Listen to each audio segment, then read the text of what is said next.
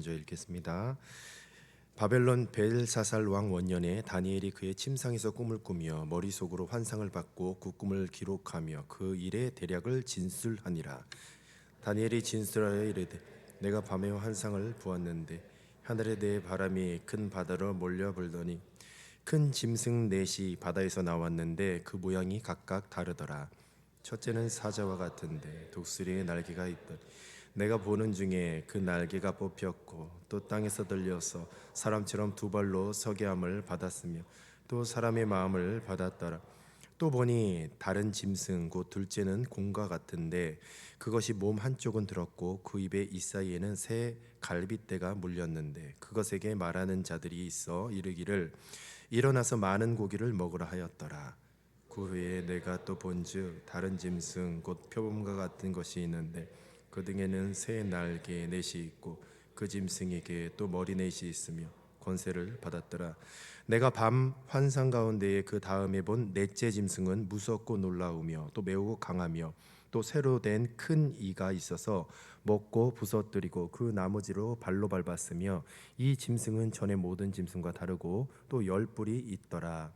내가 그 뿔을 유심히 보는 중에 다른 작은 뿔이 그 사이에 나더니 첫 번째 뿔 중에 셋이 그 앞에서 뿌리까지 뽑혔으며 이 작은 뿔에는 사람의 눈 같은 눈들이 있고 또 입이 있어 큰 말을 하였더라.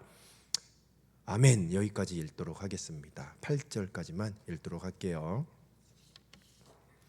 내용이 많아서 좀 잘랐습니다. 여러분들 상태를 보니까 굉장히 피곤한 상태인 것 같고 오늘 유난히 이렇게 많이 피곤해 하시고 이렇게 졸려 하시는 것 같네요. 저도 지금 목이 잠겼습니다. 목이 쉬었어요. 기도를 많이 한 이렇게 목소리 같죠? 네. 기도를 많이 해서 그런 건 아니고 어제 본의 아니게 등산을 하다가 등산을 했는데 다리에 알배기인 것이 아니라 목이 쉬더라고요. 요즘 좀 특이한 것 같습니다. 어제 답사를 갔다 왔어요. 수련회 장소 답사. 그 장소는 우리 동원교회 청년들의 2년 전에 갔었던 그 장소라고 합니다. 기억 나시나요? 어떤 곳인지? 제가 갔을 때는 되게 좋았습니다. 산으로 둘러싸여 있고요. 일단 가장 좋았던 것은 주변에 뭐 사람이 살지 않아요. 그리고 여러분들이 개인 차량이 없으면 도망을 갈 수가 없어요. 그래서 수련회에 가둬놓고 좀 정신 교육을 좀 해야 되겠다라는 그런 생각을 했습니다.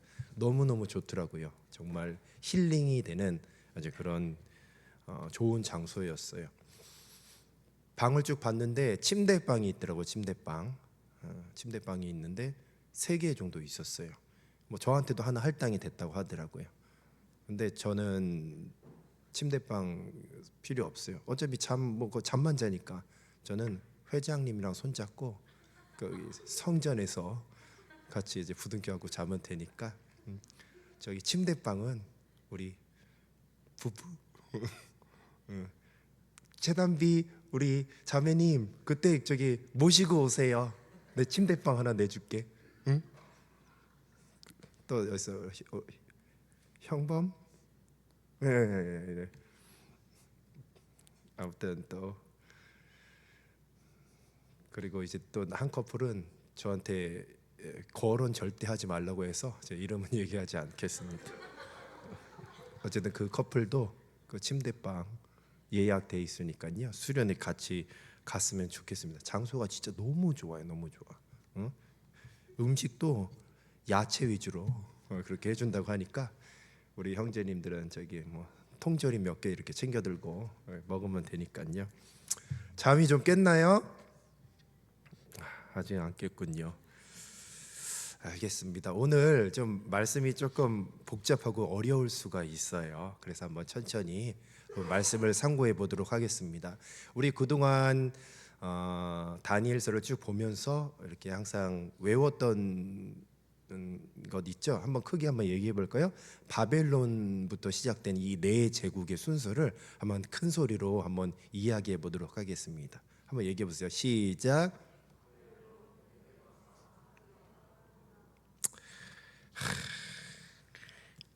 원래 이게 제가 그 그리던 시나리오는 오늘 보니까 우리 새로운 청년들도 보고 우리 희진 예은 청년 또 이제 왔어요. 처음 청년부 와서 제가 그린 시나리오는 자 한번 외워보세요 하면 멋지게 바벨론 메대 해야 되는데 정말 부끄럽습니다. 원래 이런 모습이 아닌데 좀 멋진 모습을 이렇게 보여줬으면 좋겠는데 오늘 좀 상태가 많이 안 좋은 것 같아요. 이해를 해주십시오. 우리 희진 예진 청년. 네, 오늘이 제일 상태가 안 좋은 거예요. 평소에는 되게 막 정신도 맑고 또렷또렷해요. 참고해 주시면 감사하겠습니다. 다니엘 6장까지는 이제 주로 역사적 배경으로 그 내용이 전개가 되고 있어요. 그런데 7장부터는 꿈과 환상이 등장을 하고 있습니다. 굉장히 어려워요. 특별히 이 7장은 내 짐승 환상으로 시작이 되고 있습니다.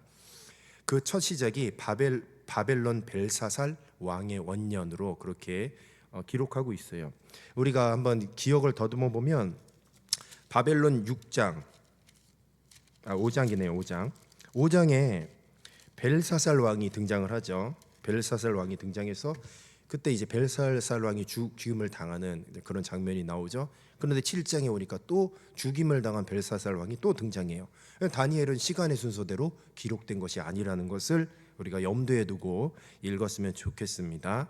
바벨론 벨사살 왕은 바벨론의 마지막 왕이었어요. 그러니까 바벨론의 마지막 왕으로서 이제는 바벨론의 종말을 기다리는 그런 시점에 벨사살의 원년, 통치하는 첫 번째 해를 의미하고 있는 것이죠. 그러니까 정확한 때 역사적인 정황을 바탕으로 이 예언서가 기록이 되어 있어요. 5장에서 우리가 기억을 하면 귀족 1000명과 더불어서 성전에 술잔치를 벌이다가 이 메대 다리오 왕에게 왕권과 나라를 빼앗기고 이제 바벨론의 마지막 왕 벨사살 왕이 죽임을 당하게 되죠. 그러니까 바로 그 즈음이에요. 그러니까 얼마 지나지 않았은 그때에 하나님께서 이 네 짐승의 환상을 다니엘에게 보여주셨습니다. 우리가 성경을 볼 때에 이 성경이 조금 어려울 수가 있어요. 왜냐하면 어떤 특별한 법칙에 있기 때문이에요. 그것이 뭐냐면 이 계시의 점진성이라고 합니다. 한번 PPT를 보여주시겠어요? 그렇죠. 자, 이 계시의 점진성이라는 이런 어떻게 보면 성경을 읽을 때에 이 계시의 점진성의 이 방법으로 읽어야 돼요. 이것이 무엇인지 오늘 좀 중점적으로 살펴보도록 하겠습니다. 계시의 점진성이 무엇이냐? 같이 한번 읽어볼게요. 시작. 하나님께서 인류에게 당신의 뜻, 성품, 구속 계획을 시간의 흐름에 따라 점차적으로 드러내셨다는 신학적 인식, 하나님의 뜻과 구속 계획에 대한 점차적 명확화를 의미한다. 아멘. 자, 무슨 말씀인 줄 알겠습니까? 성경을 보다 보면 처음엔 잘 몰라요. 하나님의 뜻을. 창세기부터 하면 뭐 에덴 동산 나오고 선악과 얘기도 나오고 뭐 그런가 보다. 그런데 이 성경 전체는 하나님께서 우리에게 자신을 드러내시고 자신을 보여주신 계시의 말씀이에요. 계시의 말씀. 계시라는 것이 결국 뭐냐? 계시가 무엇인지를 한번 볼게요. 다음 PPT 넘겨주세요. 자, 계시가 무엇이냐? 같이 읽어볼게요. 시작. 가리워졌던 것을 드러내다. 숨겨진 것이 밝히다. 그렇죠. 계시라는 것은 하나님의 뜻, 하나님의 의도, 하나님의 계획을 우리 인간이 알아들을 수 있도록 하나님께서 자신을 열어 보여주신 것입니다. 이 말씀을 계시의 말씀이라고 그렇게 말씀하고 있어요. 어쨌든 그 목적, 그 의도, 결국 궁극적인 목적은 바로 우리의 구원이에요. 그리고 저 영원한 하늘나라 천국이죠. 그렇기 때문에 예수님께서 초림 예수님이 이 땅에 오신 거죠. 저와 여러분의 죄를 위해 십자가에 달려 죽으셨고요. 그리고 더 나아가서는 이제 재림의 주님의 초점이 맞춰져 있어요. 재림의 주님이 이 땅에 오셨을 때 우리의 구원이 이루어지죠. 그리고 어린 양의 혼인잔치, 우리 아가서 읽고 있죠. 신랑 되신 주님과 신부된 우리와의 어린 양의 혼인잔치가 이루어집니다. 그리고 그곳에서 마귀 사탄은 이제 영원한 불못에 던져져서 이제는 지옥 가는 거예요. 지옥이 원래 사람이 가는 것이 아니고 하나님을 대적했던 마귀 사탄이 가는 곳이 지옥입니다. 그런데 왜 인간이 지옥에 가요? 마귀 사탄이 시키는 대로 종로로 했기 때문에 딸려 들어가는 것이죠. 그래서 이제는 새 하늘과 새 땅, 하나님의 나라가 이제 궁극적으로 이루어지는, 자, 그런 하나님의 이제 섭리와 큰 계획, 그런 구속사, 구원이라는 큰 틀에서 이제는 하나님의 계시의 말씀을 주셨어요. 그런데 이 계시의 말씀의 특징이 뭐냐면 처음엔 잘 몰라. 처음에는 긴가민가해요. 그런데 말씀을 읽으면 읽을수록, 그리고 이 말씀 안에서 우리의 시간이 흐르면 흐를수록 조금씩 이 계시의 말씀이 분명해지고 명확해진다라는 거예요. 특별히 이 다니엘서도 마찬가지였습니다. PPT 한번 계속 보여주시기 바랍니다. 자, 그렇다면 계시의 점진성이 무엇이냐, 몇 가지 예를 한번 드려보도록 할게요. 자, 창세기, 성경의 첫 번째 책이죠. 첫 번째 책이에요. 창세기 3장 15절 같이 한번 읽어볼게요. 시작. 내가 너로 여자와 원수가 되게 하고 내 후손도 여자의 후손과 원수가 되게 하리니 여자의 후손은 내 머리를 상하게 할 것이요 너는 그의 발꿈치를 상하게 할 것이니라 하시고. 아멘. 자, 이 말씀이 어떤 말씀이냐면 지금 사탄 그러니까 뱀이에요. 하나님께서 하와에게 선악과를 따먹게 했던 그 사탄이라고 하죠. 뱀에게 저주하는 그 말씀입니다. 저주하시는 내용이에요. 그런데 분명히 창세기 3장 15절에는 하나님께서 뱀에게 저주하는 그 말씀이에요. 창세기에서는. 그런데 이 말씀 안에 예수님이 숨어 있어요. 예수님이. 자, 보십시오. 내가 너로 여자의 원수가 되게 하고, 자, 그 여자는 하와를 얘기하는 거겠죠. 내 후손도, 그러니까 뱀의 후손을 얘기하는 거예요. 여자의 후손과 원수가 되게 한다고 했습니다. 그런데 여자의 후손 몰라요, 이때는. 그러니까 구약 시대에 이스라엘 백성들은 이 여자의 후손에 대해서 몰랐을 거예요. 근데 시간이 지나면서 점차적으로 그 여자의 후손이 누구를 가르치는지 우리는 알게 됐다는 거죠. 이것이 바로 계시의 점진성입니다. 시간이 지나면서 하나님의 뜻이 조금씩 명확해지고 분명해진다는 거죠. 왜 남자의 후손이 아니라 여자의 후손이라고 그렇게 이야기를 했을까? 왜 그랬을까요? 우리 제자 훈련 하신 분들 멋지게 대답해서 우리 동원교회 체면을 좀 살려주십시오. 또 대답할 수 있는 사람 있나요? 여자의 후손, 우리 이거 배웠잖아요. 응? 뭐라고요? 얘기해 보세요. 제발 제발 한 명이 좀 멋지게 얘기 좀 해주세요. 응? 성령으로 잉태되어.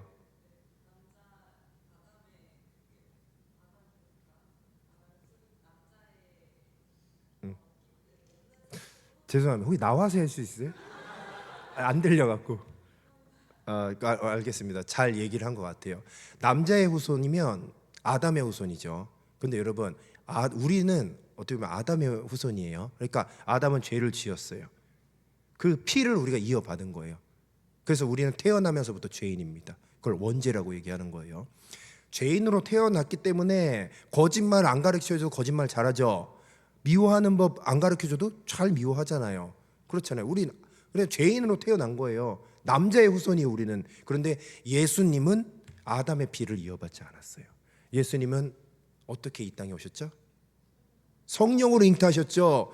그래서 마리아의 태를 하나님께서 쓰셔서 바로 이 땅에 말씀이 육신이 되어 이 땅에 오셨어요. 남자의 후손이라는 것은 피를 이어받았다는 건데 아담의 피를. 근데 여자의 후손은 피를 이어받지 않은 거예요. 예수님은 그래서 죄가 없으신 하나님이십니다. 그분이 이 땅에 오신 것이요. 그래서 여자의 후손이라고 이야기하는 거예요. 자, 그래서 창세기 3장 15절을 뭐라고 얘기하냐? 이것을 원시복음이라고 얘기를 합니다. 그래서 성경에 나오는 첫 번째 복음. 복음이 뭡니까? 예수 그리스도잖아요. 그러니까 여자의 후손은 예수 그리스도를 나타내고 있는 것이죠. 당시에 옛날 사람들은 몰랐어요. 우리는 아는 거죠. 왜? 계시의 점진성 때문에. 자, 다음 넘겨주십시오. 이제 성령에 대한 계시도 있습니다. 요엘 선지자가 있어요. 2장 28절에서 29절 같이 한번 읽어보겠습니다. 시작. 그 후에 내가 내 영을 만민에게 부어주리니 너희 자녀들이 장래일을 말할 것이며 너희 늙은이는 꿈을 꾸며 너희 젊은이는 이상을 볼 것이며 그때에 내가 또 내 영을 남종과 여종에게 부어줄 것이며. 아멘. 요엘 선지자가 그러니까 마지막 때에 일어날 일에 대해서 예언을 하고 있는데 그때가 뭐냐? 그 후에 내 영, 하나님께서 영을 만민에게 부어주신다는 거죠. 그러면서 그때 되어질 현상을 쭉 얘기를 하는데, 그럼 이 당시의 구약 백성들은 이렇게 생각했죠. 그냥 마지막 때에 일어날 일인가 보다 라고 생각했는데, 이 일이 언제 성취됐냐, 이 말씀이, 요엘서의 말씀이 언제 성취됐을까요? 베드로가 이렇게 해석을 했어요. 오순절 성령의 강림하셔서 성령을 받고 사람들이 방언을 말하는데, 그 방언은 뭐 이렇게 우리가 기도하는 그런 방언이 아니고 외국어를 얘기하는 거예요. 외국어를 얘기하는데, 이 오순절 성령의 강림을 통해서 많은 사람들이 성령을 받게 되었습니다. 약속된 성령을 받게 되었어요. 그러니까 베드로가 그렇게 딱 해석하는 거예요. 자, 이 오순절 성령 강림 사건은 바로 요엘 선지자의 예언의 말씀의 성취다라고 그렇게 이야기를 하는 거죠. 그러니까 당시에 몰랐어요, 이 사건이 무슨 사건인지. 그런데 신약에 와서 베드로를 통해서 그 계시의 말씀이 명확하게 드러났다라는 거예요. 이런 식으로 조금씩 마치 그걸 뭐라 그러죠? 드러나는 거예요. 드러나는 거. 그리고 분명해지는 거. 자, 우리 또 한 가지 한번 보도록 할게요. 아브라함의 언약, 이게 참 중요해요. 여러분, 하나님께서 아브라함이 있기 전에 아브라함에게 약속을 하셨어요. 그 약속이 뭐냐면 창세기 12장 2절 말씀, 저 색깔 칠해진 건데요, 같이 한번 읽어볼게요. 시작. 내가 너로 큰 민족을 이루고 내게 복을 주어 내 이름을 창대하게 하리니 너는 복이 될지니라. 아멘. 자, 이런 약속을 하셨는데, 자, 아브라함도 이 말씀을 굳게 믿었습니다. 그런데 자식이 없었어요. 그래서 이스마엘, 하갈을 통해서 이스마엘을 낳잖아요. 그런데 분명히 보면 큰 민족을 이룬다고 약속을 하셨는데 지금 자식도 없고, 그래서 결국 99세에 겨우 이삭을 얻어서 100세의 독자 이삭을 낳은 것 아닙니까? 그럼 하나님께서 거짓말하시는 분인가? 그때는 몰랐던 거예요. 그때는 아브라함도 도대체 자신에게 큰 민족을 준다고 했는데 기껏해야 아들 둘이에요. 한 명은 이삭이고 한 명은 이스마엘. 이스마엘은 또 첩의 아들이 첩의 아들. 그러니까 그것을 볼 때에 아브라함은 시험에 들 수도 있었어요. 그런데 계시의 점진성이라고 했잖아요. 이것은 하나님의 커다란 구원의 계획 아래서 말씀하신 것이고, 인간의 이 작은 머리로는 그 당시에 이해는 할 수 없었던 것이죠. 자, 여기서 보면 하나님과 아브라함과 맺으신 약속, 이 언약을 반복적이고 점진적으로 확장돼요, 성경에서. 왜냐하면 이 아브라함의 언약이 굉장히 자주 등장해요, 창세기에서. 그래서 이것은 뭐냐, 인류 구속사의 기초를 형성하는 거예요. 이 얘기가 뭐냐면 저 큰 민족이 단순히 많은 인구를 이야기하는 게 아니에요. 하나님에 속한 신앙 공동체를 의미하고 있어요. 그러니까 혈통적인 관계가 아니라 영적인 관계로 확장이 되어지는 거예요. 그렇다면 우리가 아브라함의 자손입니까? 육신으로는 아니죠. 그런데 영적으로는 우리도 아브라함의 자손이에요. 아브라함은 하나님을 섬겼던, 바로 하나님의 그러는 백성의 시초예요. 하나님의 백성의 시초. 하나님께서 아브라함을 통해서 큰 민족을 이룬다고 하셨죠. 바로 그것을 통해서 하나님은 바로 하나님의 백성이라는, 그러니까 교회라는 큰 비전을 갖고 계신 것이죠. 그래서 큰 민족을 이루겠다고 한 거죠. 그 민족은 단순한 백성을 의미하는 것이 아니라 오늘날 이것이 바로 교회를 의미하는, 교회를. 그러니까 구약에서는 큰 민족, 사람이 많나 보다 했더니 예수님이 십자가에 달려 죽으시고 성령의 오순절 다락방 성령의 강림하셔서 성령의 역사가 있은 후에 가장 먼저 생겨난 게 뭐냐, 교회가 생겨났잖아요. 그리고서 이제는 육신의 혈통이 아니에요. 예수님을 믿기만 하면 우리도 아브라함의 자손이 되는 줄로 믿습니다. 근데 그때는 몰랐어요. 지금 이 교회의 시대에 와서 비로소 해석이 되는 거예요. 계시가 조금씩 점진적으로 명확해진다라는 것이죠. 이것이 계시의 점진성이라는 거죠. 점진성이라는 거죠. 이해가 되셨나요? 여러분, 이게 왜 중요하냐면 하나님의 말씀은 항상 미래지향적이에요. 미래지향적. 항상 하나님은 어떤 시점을 염두에 두시고 과거를 통해서 계속 하나님의 일을 이루어가세요. 근데 우리는 자꾸 과거에 얽매여 있어. 과거에 내 상처, 내 아픔, 그리고 어떤 나의 환경, 처지 이런 거에 얽매여서 과거만 붙잡고 사는 거죠. 하나님은 미래지향적이죠. 제가요 어제 청년부 수련회 답사를 갔는데 거기 성전을 딱 봤는데 뭐가 보이는 줄 아세요? 이 환상이 아니고 그냥 느낌. 전 그렇게 막 신령하지 않아요. 환상 한 번도 본 적 없어요. 환상은 아니에요. 근데 막 느낌이 뭐냐면 거기서 마치 우리 청년들이 막 뜨겁게 예배하고 거기서 하나님을 부르짖고 막 하나님을 만나고 성령이 역사하시는 그런 모습이 보이는 것 같은 느낌이 들더라고요. 보이는 것 같은 느낌이 들어요. 그러니까 저도요 나름 뭐랄까 미래를 이렇게 보면서 미래의 비전을 품고 산다는 거예요. 그냥 답사 가서 장소 좋나 보다 이게 아니에요. 여러분들이 예배하는 모습이 보여요. 여러분들이 예배하는 모습 뜨겁게 예배하고 재밌게 놀고 맛있는 거 먹고 바베큐도 구워 먹고 그러면서 막 수련회를 하는 그런 모습들이 막 그려지니까 너무 행복한 거예요. 너무 행복해. 그래서 기쁜 마음으로 등산 가고 목 쉬었어요. 너무 기뻐갖고 그런 항상 미래지향적이어야 돼. 미래지향적. 오늘 보니까 우리 뭐 이혜진 청년 오늘 새로 이렇게 오셨는데 제가 이렇게 이름을 부르는 걸 용서해 주십시오. 빨리 적응하시기 바랍니다. 원래 많이 불러요. 저희 우리 청년들은 많이 시달렸어요. 이제 우리 딱 오시면 나는 이 교회에서 뭐 하나님은 우리 이혜진 청년을 향하신 원대한 꿈을 갖고 계시는 줄로 믿습니다. 아멘이십니까? 네, 저는 딱 보니까 몰라요. 우리는 저분들이 어떤 분인지 몰라요. 근데 혹시 막 파워 워십하고 그러신 분 아니에요 어디서? 그러니까 뭘 할지 모르는 거예요. 그런데 하나님의 계획 안에서 우리가 만나게 해주셨어요. 무엇 우리가 앞으로 어떻게 이렇게 관계를 형성해 가고 그리고 어떻게 우리가 사역을 펼쳐 나갈지는 모르지만 주님께서는 한 가지 분명한 사실은 이 동원교회라는 이 교회를 통해서 하나님의 그 비전, 그 미래에 대해서 무엇인가를 계획하셨어요. 그 무엇인가를 하시기를 원하십니다. 그래서 주님께서 역사하시고 계속 일하시는 거예요. 우연히 나온 게 아니에요. 아멘이십니까? 우리의 만남은 우연이 아니야. 그것은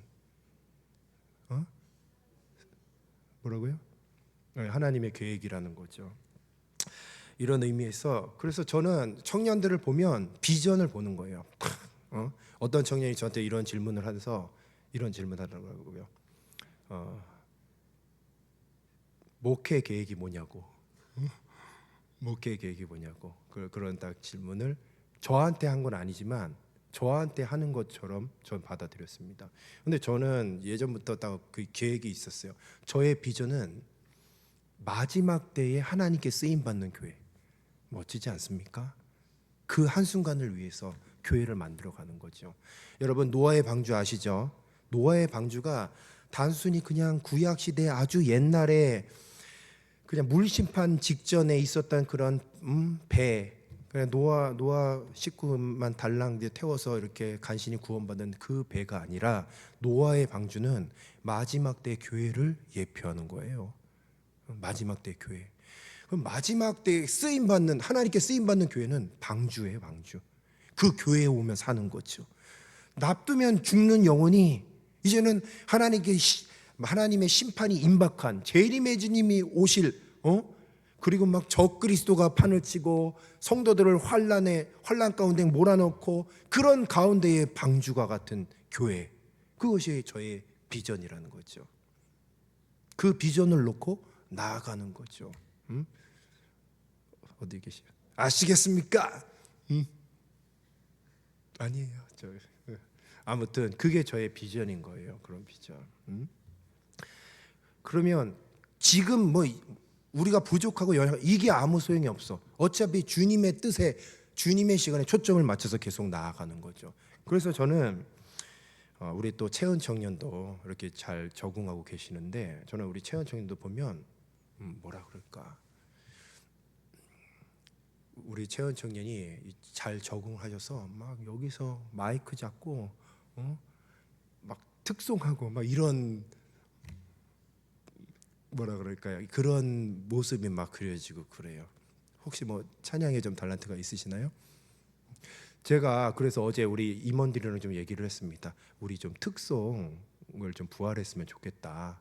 특송을 부활해서 그래서 저기 자원하면은 안 하니까 한 명씩 시켜가지고 내가 먼저 시키는 거죠. 첫 번째 주자를. 그리고 그 특송 하신 분은 다음 피해자를 지목하는 거예요. 그래서 헌금송, 나 목 아픈데 내가 맨날 헌금송 한다고. 여러분들이 좀 특송도 좀 하고 은혜가 되고 좋잖아요. 그 헌금송이 또 높아요. 되게 높아서 목도 아프고 그래요. 같이 따라 부르지도 않고 여러분 헌금 내느라고. 그래서 제가 기도하는 가운데에 첫 번째 순서자를 이렇게 지목을 회장님 해도 되나요? 어디 계세요, 회장님? 해도 돼요? 나중에 알겠습니다. 우리 회장님이 하지 말라고 해서 저 나중에 그렇게 하도록 하겠습니다. 우리 임원들이랑 좀 협의하여서 좀 특성을 좀 이렇게 해가지고요, 이렇게 한 명씩 해서 다음 사람을 딱 지목을 하는 거예요. 그래서 한 명씩 이렇게 특송을 하는 걸로 그렇게 하면 이제 좋을 것 같다라는 그런 생각을 했습니다. 말씀을 한 가지만 더 해야 될 것 같은데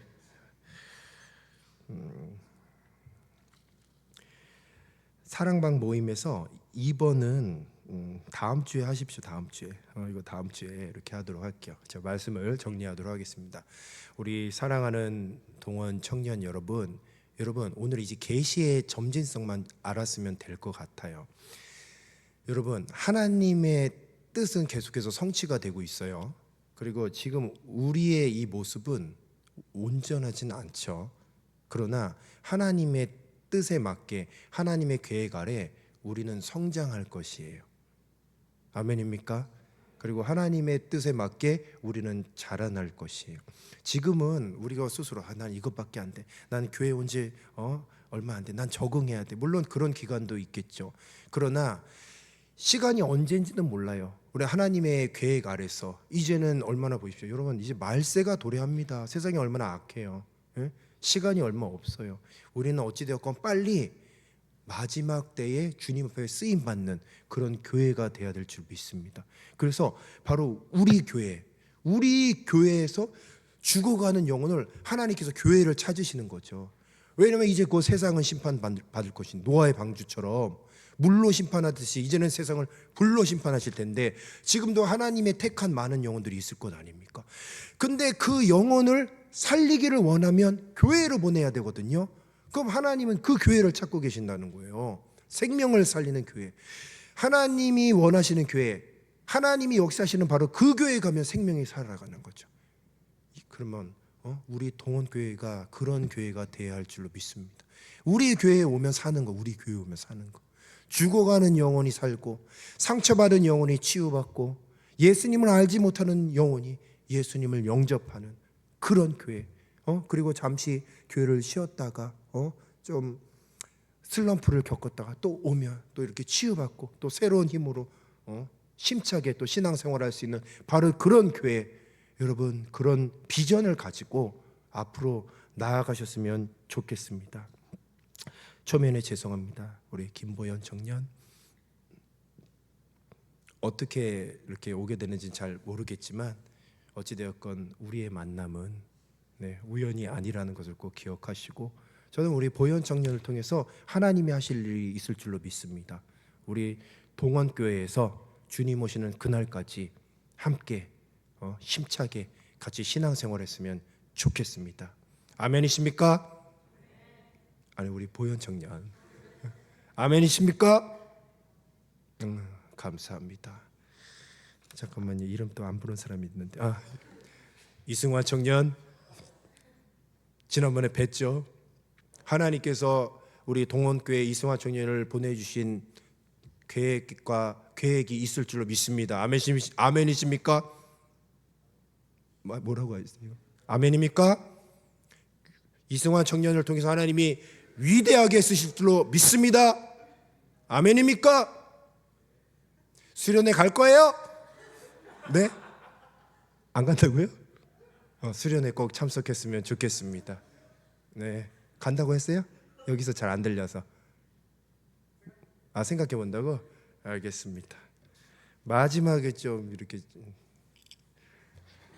생각해 본다고 하니까 끝낼 수가 없잖아요. 빨리 끝내야 되는데 지금 또 다른 스케줄도 있는데 죄송합니다. 마지막으로 한 번만 더 묻겠습니다. 수련회 참석하실 수 있겠습니까? 내가 졌습니다. 알겠습니다. 어찌되었건 오늘 이렇게 우리 새로운 청년들 너무 감사하고요. 잘 적응하셨으면 좋겠고 하나님의 뜻을 구하시고 우리가 빨리 적응하고 우리 동원교회라는 한 교회가 되어서 같이 주의 일을 했으면 좋겠습니다. 하나님께 귀하게 쓰임받는 그런 지체들이 되시고 우리 동원교회가 되시기를 주님의 이름으로 축복합니다. 기도하겠습니다. 생명의 주님 참으로 감사합니다. 주님의 뜻과 계획이 있어서 점진적으로 우리 교회를 발전시켜 주시고 또 믿음으로 하나 되게 하여 주심을 감사합니다. 세상에 수많은 교회가 있습니다. 주님과 상관이 없는 교회들도 있고 주님의 마음을 아프게 하는 교회들도 있는데 우리 동원교회는 우리 동원교회 청년부는 하나님의 마음을 시원케 하는 교회가 되게 하여 주시옵소서. 추수할 것은 많은데 추수할 일꾼이 없어서 탄식하고 계신 그 성령님의 마음을 시원케 하는 우리 교회가 되게 하여 주시옵소서. 지금도 헐벗고 방황하고 굶주린 많은 영혼들이 있습니다. 그 영혼들 주님 이 교회에 보내주시옵소서. 이곳에 정착하게 하여 주시고 이곳에서 마음껏 하나님을 예배하며 찬양하는 귀한 청년들이 될 수 있도록 주께서 인도하여 주시옵소서. 우리 교회는 마지막 때 주님 앞에 귀하게 쓰임받는 교회가 되기 원합니다. 그러기 위해서 날마다 다름질하게 하여 주시고 열심히 훈련받게 하여 주시고 주님의 거룩한 신부로서의 자신의 모습을 가꾸어 나갈 수 있도록 인도하여 주시옵소서. 감사하며 예수님의 이름으로 기도드리옵나이다. 아멘.